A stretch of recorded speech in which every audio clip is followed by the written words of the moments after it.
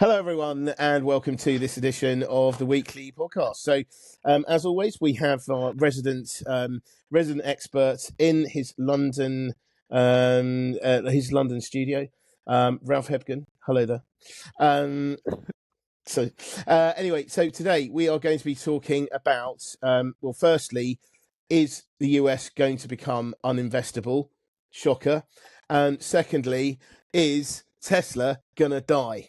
So that's two big things. Clickbait. But anyway, so Ralph, I mean, US becoming uninvestable, that is a pretty big call. But obviously we have seen markets have been weaker. We have seen investors have been selling down their holdings. There's been talk of this being the biggest shift from US equity to European equity for quite some time. So what, I think that US becoming uninvestable is clearly quite a few steps further on, but what do you think? Well, I think this is sort of my idea, isn't it? So I think this might well happen. You rightly you're right to interpret this or to present it in this way. S&P 500 is clearly down. People are selling off. There is a lot of uncertainty in the markets. That we have seen before in far worse shape.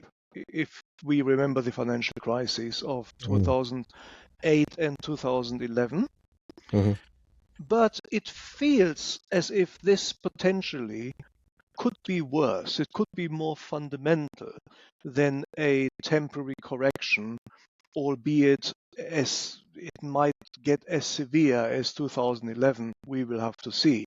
But even if it doesn't or does, I think there is something behind it which may well signal a paradigm shift in the way that investors are looking at the United States as a place to invest their money. Yeah. And we know from our own short-term history here in our country that this can be disastrous. When Liz Truss walked into the office, and in the 10 minutes she had at her desk before she was axed as Prime Minister, we basically destroyed the entire UK economy. And the reason was, in the end, that investors lost faith in that case, it was UK debt. And so I wonder whether investors are losing faith in the United States as a place to invest their money.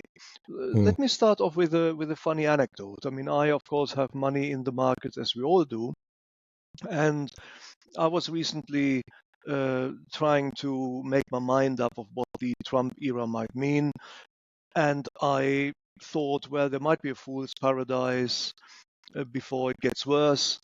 I was right, but the fool's paradise only lasted for about 2 months, and then it did get worse. So I sold I sold all my US holdings, and then I talked to my fund manager, and she said, "You have no idea how many people have done exactly the same." Now, this is anecdotal, but obviously it can also not be surprising because the slump in the S&P 500 must come from somewhere. And this is, of course, people selling, not just professional fund managers, but also retail investors. Now, why are we all selling? In the end, I think it has got to do, or the driving force behind it, is uncertainty. Uncertainty is poison to the equity markets. If we think about it, everything has to be forecastable. We need to forecast earnings, forecast other metrics, economic metrics, all have to be forecast. And we all are aware, of course, that forecasting is an inexact science and that we can't get this right. But there is always a level from you. I mean, like when we were working together, I just always took your forecasts as as read. like absolutely. Can't remember the last time I was wrong. Absolutely, no, sir. of course, entirely. Of course. Yeah. Fantastic. Well, do you remember? Do you remember? There was a guy called forgotten his first name. His surname was Wright. and he had a PhD. And the problem was he was really, really good. Like his analysis was good and it was interesting, but his recommendations never seemed to work. So we used to call him on. I mean, you can say this now because he's probably not listening to this, but I do remember we used to give him a nickname, Doctor Wrong, Doctor Wrong. But anyway, yeah. I do remember his first name, but I don't want to go into that. Let's not go there. Anyway, sorry, yeah. I thought if his first name was Always or something. Or... Al Wrong. Anyway, yeah, go on. Yes, so I have never been wrong. Very good. That was good. but back in the real world. Yeah, sorry. I'm back from the alternate universe. The issue is uncertainty. So, like I said, forecasting. We all forecast all sorts of things, and we are aware that we are not going to get this right, not even if our name is right.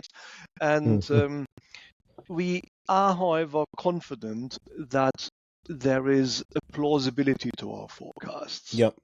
We know that there is a certain element of uncertainty.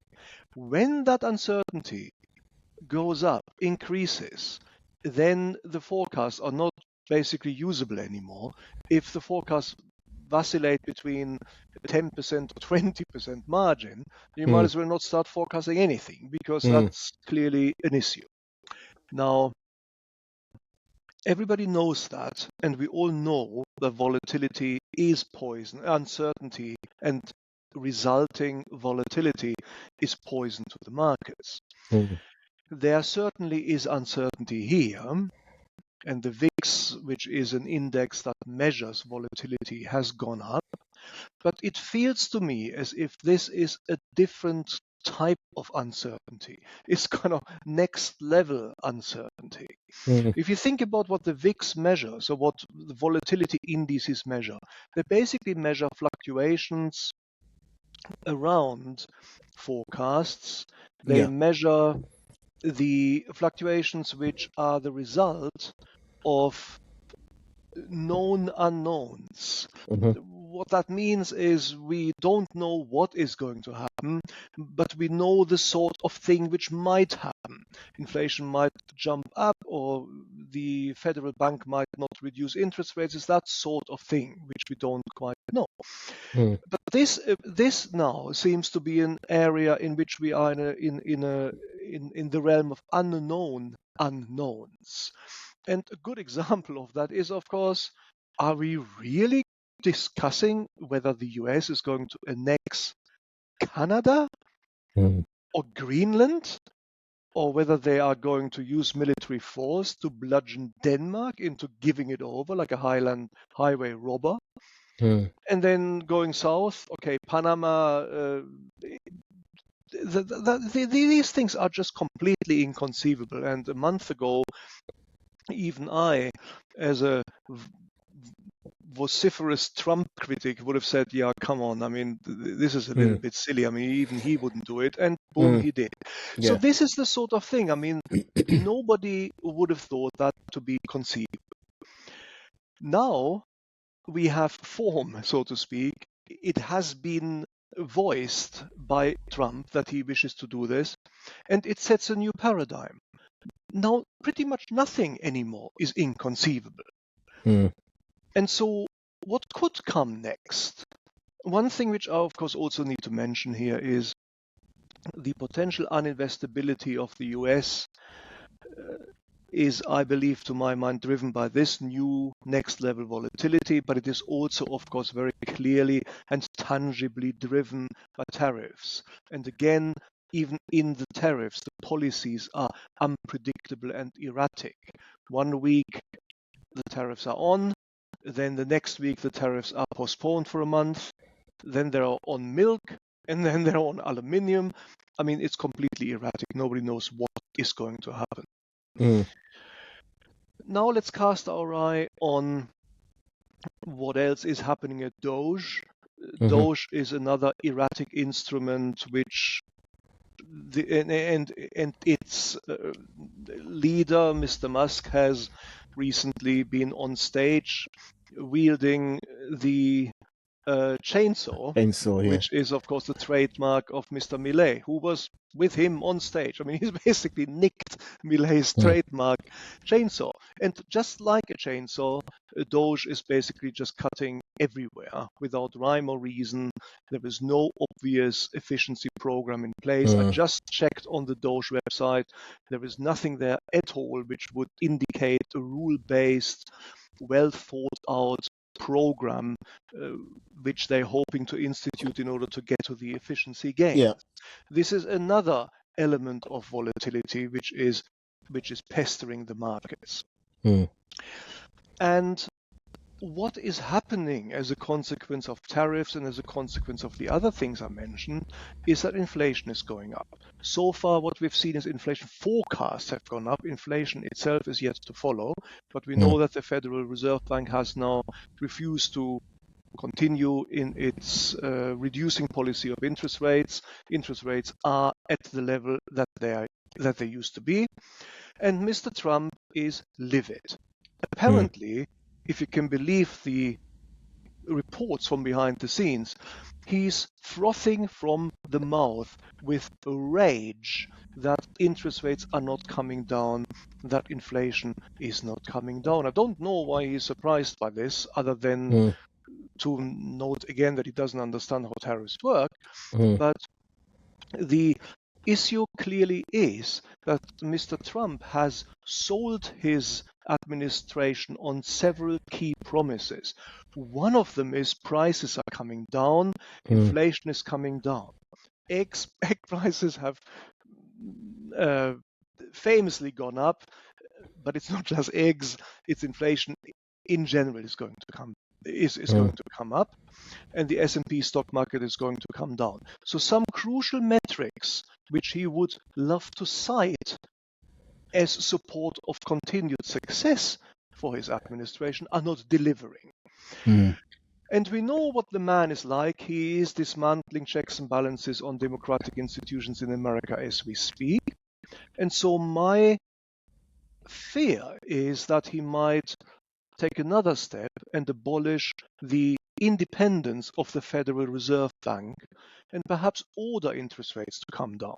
That would be an absolute shocker, wouldn't it? And go against everything that a good deal of the world, or certainly the developed world, everyone has been trying to pull away from governments having a say in the interest rates.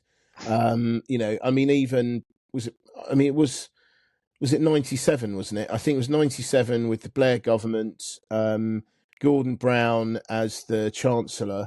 One of the first things they did was to make the Bank of England independent from the government.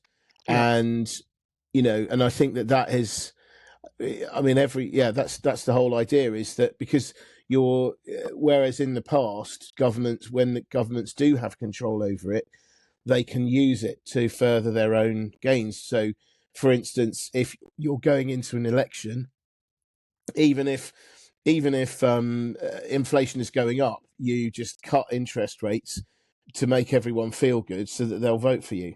That's a very crude thing to say, but this is exactly right. I mean, interest rates used to follow the political cycle in the UK. Actually, as you guys know, I mean, I've now been in the UK for a very, very long time, but I wasn't born here, so I came to the UK in the 90s, in the early 90s, and as a German, I was completely aghast that the central bank here wasn't independent. Yeah. I actually thought this is a given, and good governance. And I think it is good governance to have an independent central bank for precisely the reason that you cite.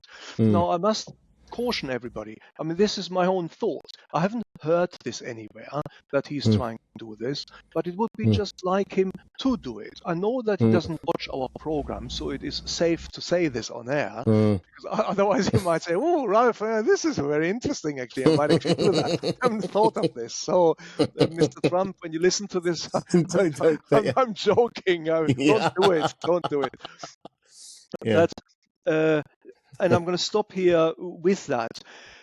As a summary, I think that there is in fact a reasonable concern that one must have that the US is becoming uninvestable for the medium term, and that the current slump and weakness in the leading stock market indices in the US are much more fundamental than a short-term correction downwards, and that continued uneconomic, emotional policies by Donald Trump, continued meaning continuing on tariffs, which we're seeing already, but potentially also embarking on monetary policy, which we have not seen yet, will not irreversibly, you can never say that, but for a long time, materially ruin or detract from the attractiveness of the US markets for outside investors. And I think that might just basically then accelerate or continue the rotation away out of the US into Europe, which we're currently seeing. So this is just something to leave you guys with. I'm not sure other people have said this already. I've heard the idea that the US might be uninvestable being moored now more frequently, but certainly the specter that I have been daring enough to invoke here, I haven't heard this yet anywhere. So this is just food for thought. I think we need to trademark it. US becomes uninvestable TM. That bit we can't trademark. That somebody else have said. We can only trademark interest rates are going to be ordered down. Okay. TM. So it doesn't have that same ring about it, does it really? But, I've never been very good at sales. That's your job. Yeah. I invent the ideas and you sell them. That's how it used to work. Well, there we go. There you go.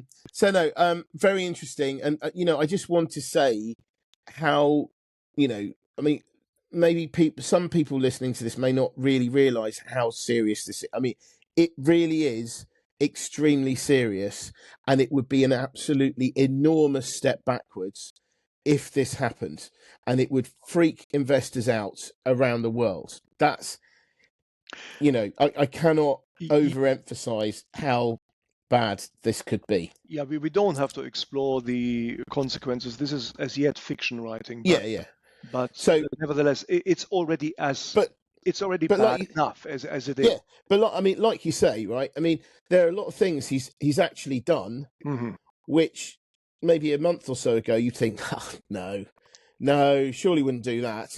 Exactly. And then he's gone and done it. So, yeah. Anyway, right. Going from one bro to another. We brother from a different mother. Is Musk, of course. Actually, would be a brother. There's quite a big age gap there. Anyway, so I do think that Musk is having a bit of a tricky time at the moment. I'd argue there's possibly not that much sympathy for that, given that he is the axe wielder stroke chainsaw wielder of choice at the moment. And getting rid of the Department of Education, for instance, and then that whole US aid as well, and all, of course, since then that's been very contentious and stuff. But it feels like this week, we've been seeing this kind of backlash with regard to Tesla for the last few weeks, and it just feels that it's going up a notch. Now, it's very difficult to tell because I'm not sitting in the USA. I don't know. It's just what it feels like for me reading all the sources that I do on a regular basis. As a quick aside, it was a bit like when I was living in Japan. We used to have, you have earthquakes every day, pretty much. When I was in Tokyo, you'd have between, at least one, maybe a few every day. And I do remember getting calls from people when we had maybe a reasonable one, saying, "Are you okay? Are you okay? Is everything okay?" And you go, "Well, yeah, because I mean, we have these things all the time, and it's fine." I mean, my glass fell over, but apart from that, it's all good, right? So it's difficult. My point there is that what feels big here and is a big deal here, I don't know if it is seen as such in America right now, I but see. it just feels like that there is this kind of uptick in like in the Mardi Gras festival in New Orleans, that you had Cybertrucks taking officials in and they were pelted with all sorts of things. You were having people painting swastikas on the side of Teslas.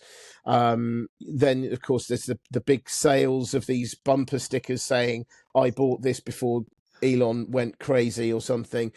All of this stuff, which, by the way, I think is the equivalent of you being cornered by the school bully, and then whipping out a pair of glasses and saying, "Please don't hit me, please don't hit me." I think there's an element of that.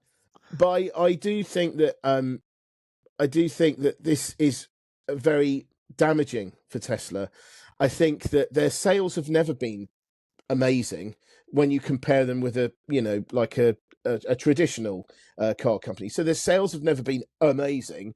They've only been looking good in relation to EV sales, but EV sales are still a very small percentage of the overall sales. So they're doing well from a low bar in a very and being a relatively big fish in a very small pond.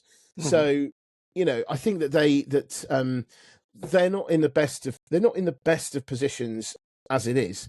You've also got the problem with Tesla in that their lineup is very old now, and it doesn't look like they've got anything particularly imminent coming out on the horizon. And even if they did announce something tomorrow, no one would probably believe them, because Tesla generally tends to announce a model and then it's delayed for X number of years. Maybe X is the wrong word to use there, but I do think that these Tesla is not, to me, looking particularly great at the moment. There's obviously this anti Tesla sentiment going on, and that feels like that's building up. I think that that's going to get stronger in Europe in particular, and people are already saying that they're not going to buy another Tesla and all this kind of stuff. So it's not looking good.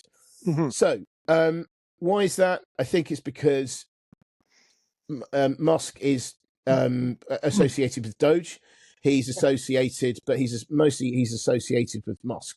Not with Trump. Yeah, Sorry, that is true. Actually, I it keep is. doing this. I wonder why. Yeah, But but carry on. he's very much associated with Trump. And if you don't like Trump or what he's doing, then Musk is an easier target, because people are driving around sort of mini Musks, as it were, around everywhere. You can see them.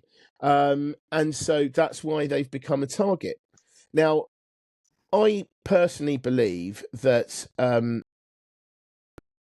he is going to reach a point where investors perhaps will say, "Listen, Musk, you're going to have to choose here. You're going to have to choose between staying in Washington, and being political, or you're going to have to go back and you're going to have to run your companies." Now, I suspect that Elon Musk, being Elon Musk, is going to think, no, I can do it all, because let's face it, I can't think of anyone else who's founded so many companies that are so far ahead in their respective fields and still been the head of it. I can't think of anyone else. So, and another thing is just, oh yeah, add that in. That's all good. So anyway, so I think that he will want to, but I think recently he gave himself a potential exit by saying, "I will be here for as long as he needs me." Maybe that sounds like some sort of love song. But It does actually. but as long as he needs me. So I think that there is an element of, so he's given himself an out. At some point, I don't think he's going to get I don't think Trump's going to give him the Zelensky treatment, cameras in his No, face, of course and not. then the mass humiliation. If anything, there seems to be a bit of a movement of other politicians not particularly liking Musk being around. So there'll be a bit of pressure there. I think behind closed doors, they'll have a conversation. Trump will say, look, I think, now would be the time to leave. You can leave honourably. Obviously, my door's always open to you. But, maybe now is time for you to leave. Musk can then announce, in the media, I am now leaving because I feel my attention needs to be towards my companies. Thank you very much. I may be back, but, have a great time. So I think that's going to happen. I think if push comes to shove, I believe that he's going to choose his companies. But before that happens, I think that what he should do, and I think that what everyone's going to push for first, is that he needs to have credible CEOs in his companies that are going to become much more public and be the face of things.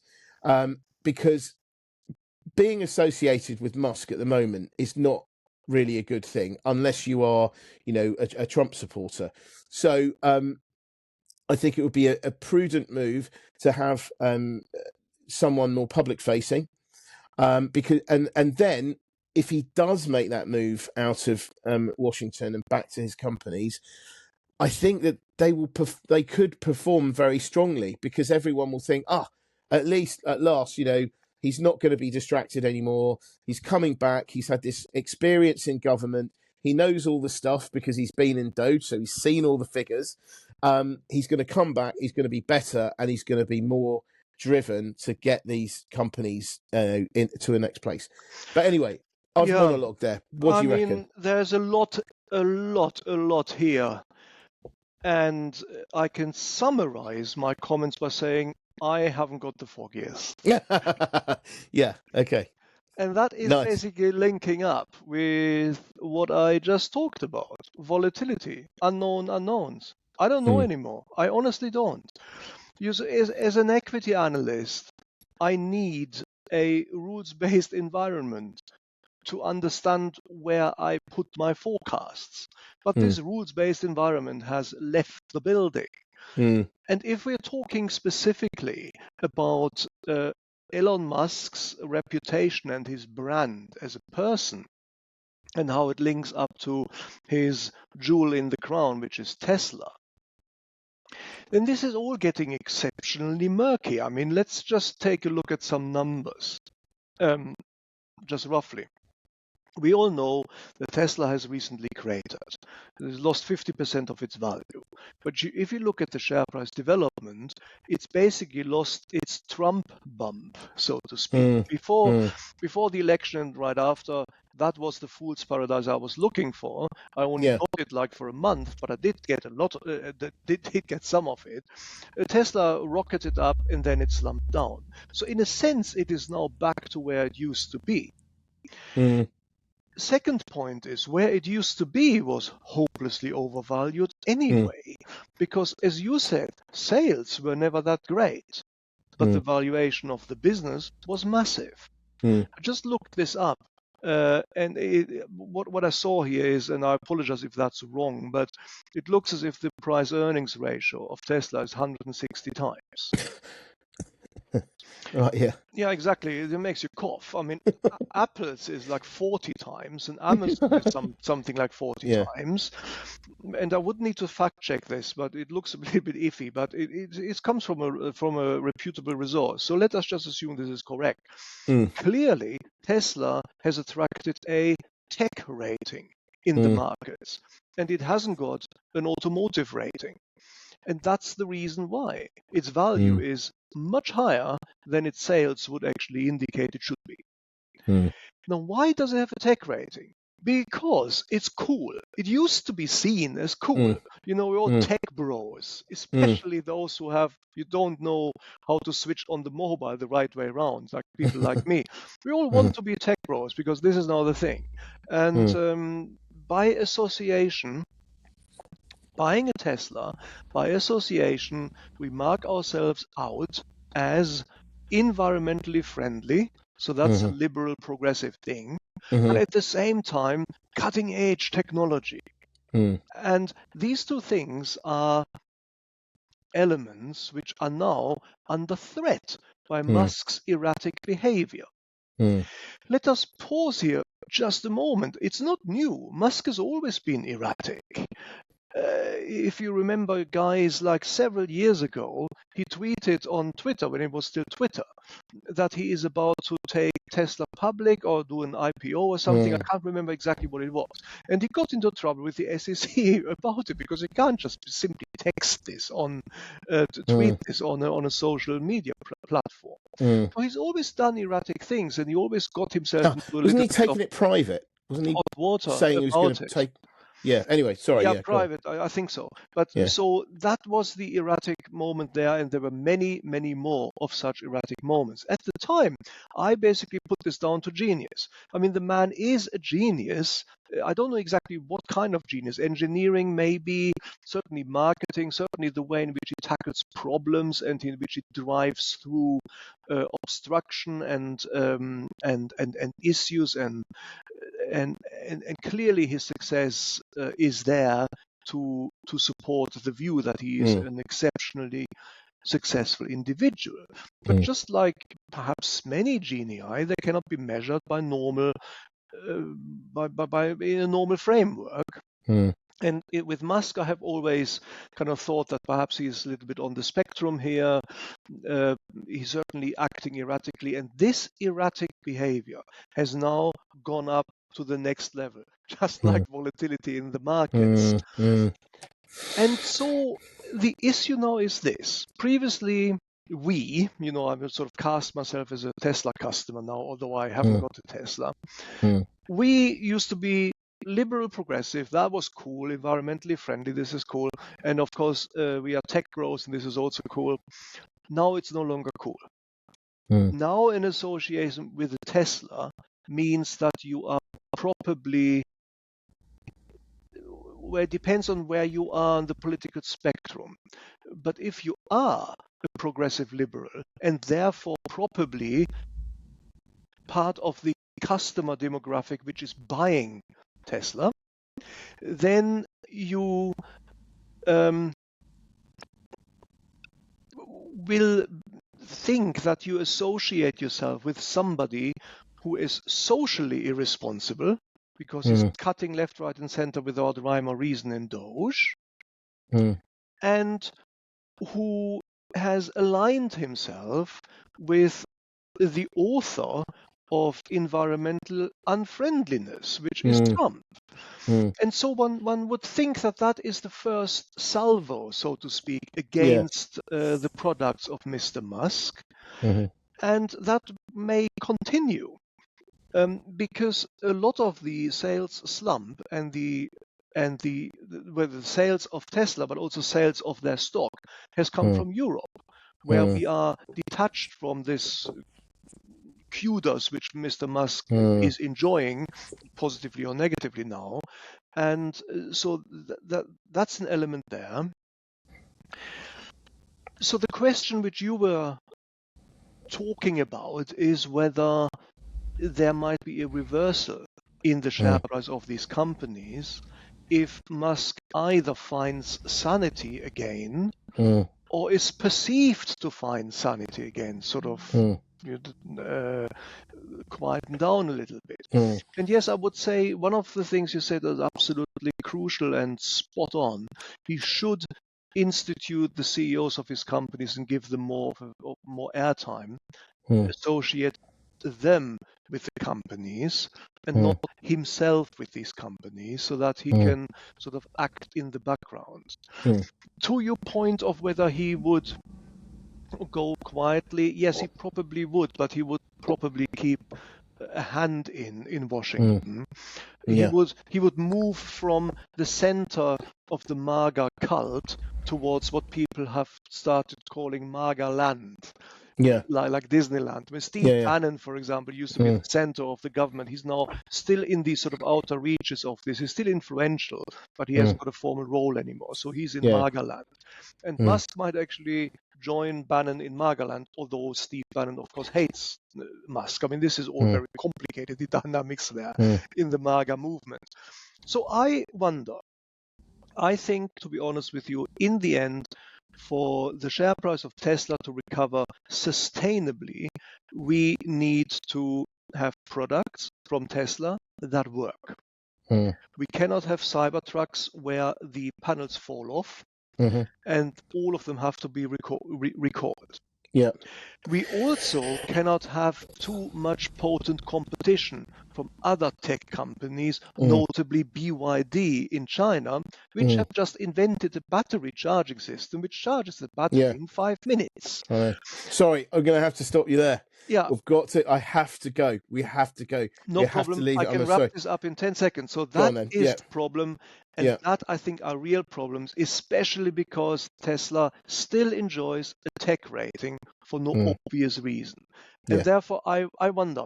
I do think back to the sustainability, and then I will stop, not sustainability, the first bit, which I was talking about. I do think that America is risking becoming an uninvestable marketplace for stocks, and Tesla is, of course, one proponent of this. And now I will shut it. Anyway, well, look, thank you so much. Sorry about that. I honestly could talk absolutely fascinating stuff, but we'll be back again very soon. So Absolutely. Thank you very much indeed. Thank you guys for having me as always. And have a lovely evening, whatever you want, whatever you do, whatever you want. Anyway, thanks a lot. See ya. Bye. Bye guys. Bye.